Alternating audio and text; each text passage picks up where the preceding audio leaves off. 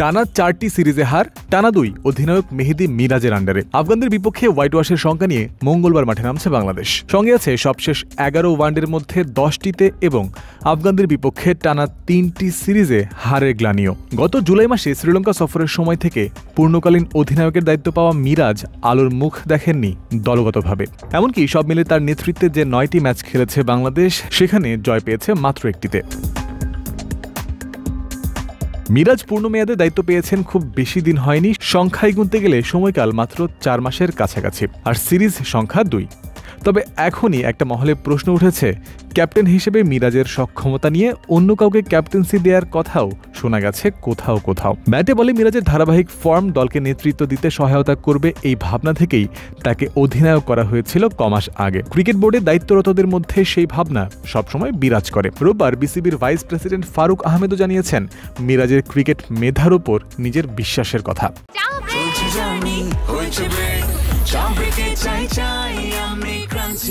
যে কোনো চা ব্রেকে বিস ক্লাব ড্রাই কেক, চায়ের সাথে আয়েশ। Miraz is a good cricketing brain. হ্যাঁ, এটা প্রথম বলতে হবে, he is a captain's material.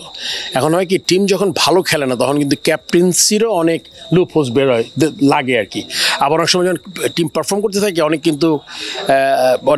ভুল করলেও কিন্তু আসলে পার পেয়ে যায়। গত 12 জুন এক প্রেস বিজ্ঞপ্তিতে বাংলাদেশ ক্রিকেট বোর্ড জানায় আগামী 12 মাসের জন্য ওয়ানডে দলের দায়িত্ব দেওয়া হয়েছে মিরাজকে। তবে শুধু এই 1 বছর নয়, তার উপর ভরসা রেখে দলকে স্থিতিশীল অবস্থায় ফেরাতে প্রয়োজনে আরও বেশি সময়ও দেয়া হতে পারে মিরাজকে। ফারুক আহমেদের কথায় পাওয়া গেছে এমনই আভাস। একটা ক্যাপ্টেনকে আপনি জাস্ট দিয়েই আশা করবো যদি মিরাকেল করবেন, নো। টিমটা অ্যাটলিস্ট, যদি আমি মনে করি একটা ক্যাপ্টেনকে অ্যাটলিস্ট 1 থেকে 2 বছর সময় তাকে দেওয়া দরকার। লেটস সে, তাহলে সেও একটা টাইম ফ্রেম সেট করতে পারে, আমার ওই টুর্নামেন্টগুলো আছে, আমি কি চাই, ও হেল্প করবে সিলেক্টরদের। সো আমার মনে হয় মিরাজ ক্যাপ্টেন্সি একদম খারাপ করবে না বা করছে না।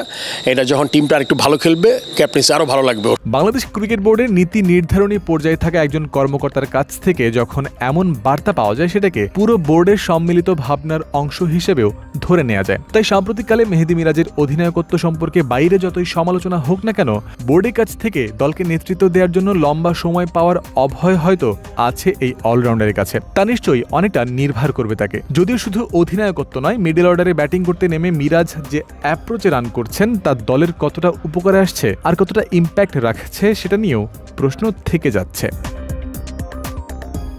জয়ন্ত বিন্দু, ক্রিক ফ্রেন্সি।